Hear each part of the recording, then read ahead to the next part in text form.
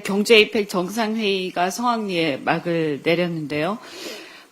이번 경제 APEC을 성공리에 이끌면서 숨가쁜 정상 외교를 펼친 이재명 대통령께 박수를 보냅니다.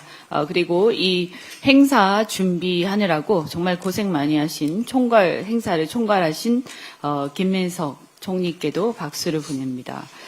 더불어서 그동안 이 행사 과정에서 불편을 감수하면서도 행사의 성공적 개최를 위해서 협조해 주신 경주를 비롯한 인근 지역 주민 여러분께서도 정말 큰 역할을 하셨다고 생각합니다. 감사드립니다.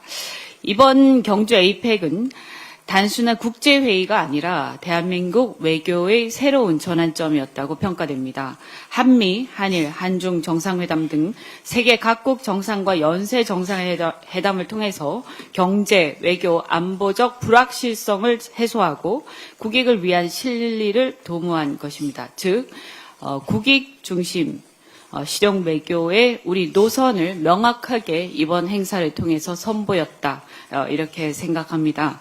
엔비디아와 관련해서 깐부 회동에 대해서 국민들이 정말 많은 박수를 쳤습니다만 엔비디아가 GPU 26만 장을 한국에 공급하는 것의 의미는 정말 남다르다라고 생각합니다. 기존에 6만 5천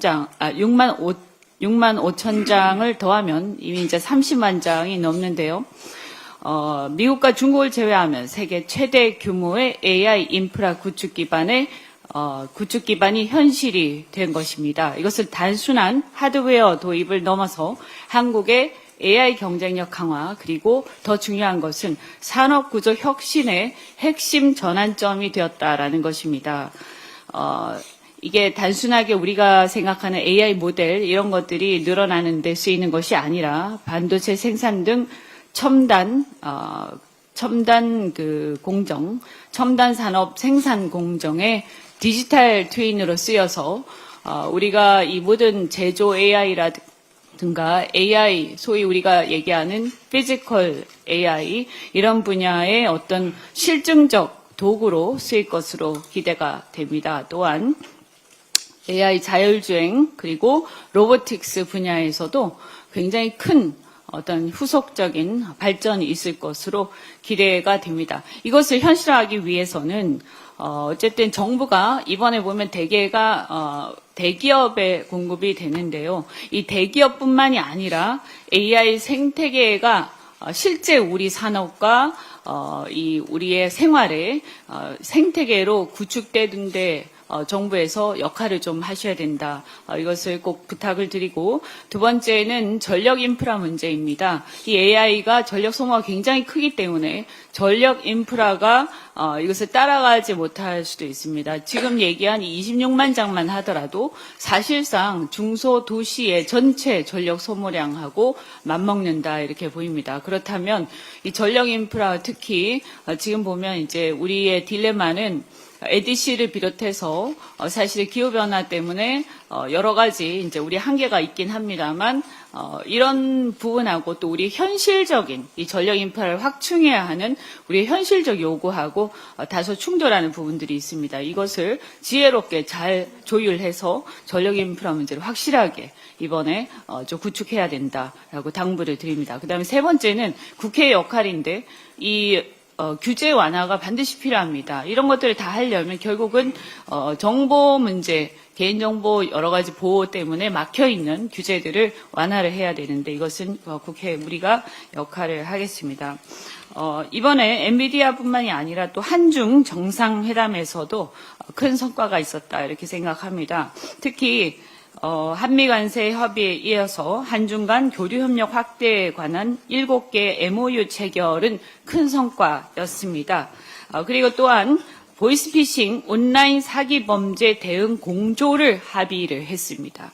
이것은 사실상 지난번에 우리가 캄보디아 범죄 단지에서도 목격을 했지만 그런 이제 범죄 단지가 대개는 1대1로 이후에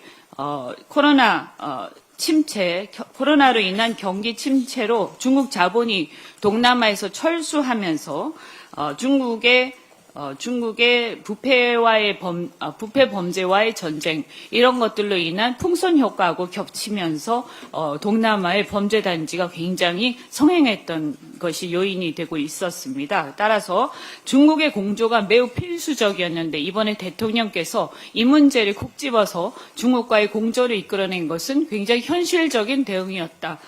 높게 평가를 합니다. 그 외에도 한국과 싱가포르의 정상회담을 통해서 전략적 동반자 관계에 격상을 합의를 했습니다. 저는 한국 싱가포르 의원 친선 협회 회장으로서 또 그리고 이 문제에 대해서 싱가포르과의 전략적 협력 관계 전략적 동반자 관계 격상에 대해서 굉장히 주장을 계속하고 협조를 해온 의원으로서 매우 기쁘게 생각합니다. 싱가포르는 테마색을 비롯해서 굉장히 풍부한 자본을 갖고 있습니다. 그래서 우리가 필요한 것들을 제공해 줄 수 있는 역량이 되고 또한 한국의 방산 그리고 해운조선 그리고 그 AI 관련해서도 싱가포르에 굉장히 유명한 현대차 이노베이션 센터가 있습니다. 그래서 이런 AI 첨단 기술 협력과 관련해서 한국과 하고 싶어 하는 것이 굉장히 많은데 반해서 우리가 필요로 하는 자본을 많이 갖고 있습니다.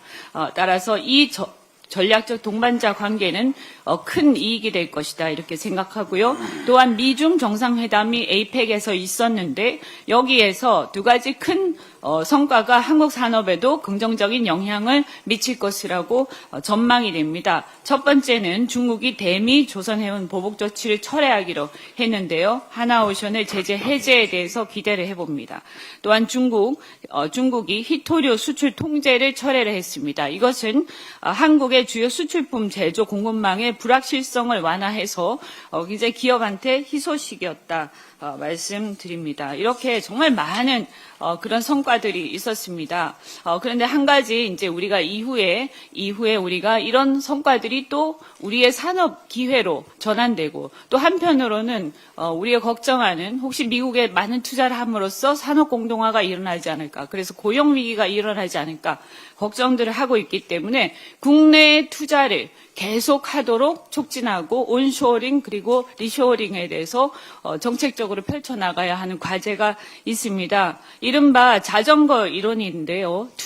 전략산업 같은 경우에는 투자를 멈추는 순간 이렇게 낙오가 될 수밖에 없습니다. 그래서 조선, 석유화학, 철강 이런 주력 산업뿐만이 아니라 또 우리 첨단 산업, 반도체, 배터리, SMR 같은 첨단 산업에서도 투자를 멈추면 안 된다. 그렇다면 투자를 계속 국내에도 할 수 있도록 하기 위해서는 우리 정부가 또 국회에서 여러 가지 세액공제 문제라든가 지원을 아끼지 말아야겠다는 말씀을 드립니다. 그래서 저도 대표 발의했지만 반도체 특별법 그리고 조세특례 제한법 첨단 조선 지원법, KST법, 석유화학 지원법 이런 것들을 이번 정기국회에서 꼭 국회가 통과시켜 나가겠다라는 당부의 말씀과 우리 각오의 말씀을 드립니다. 감사드립니다. 다음으로 서삼석 최고위원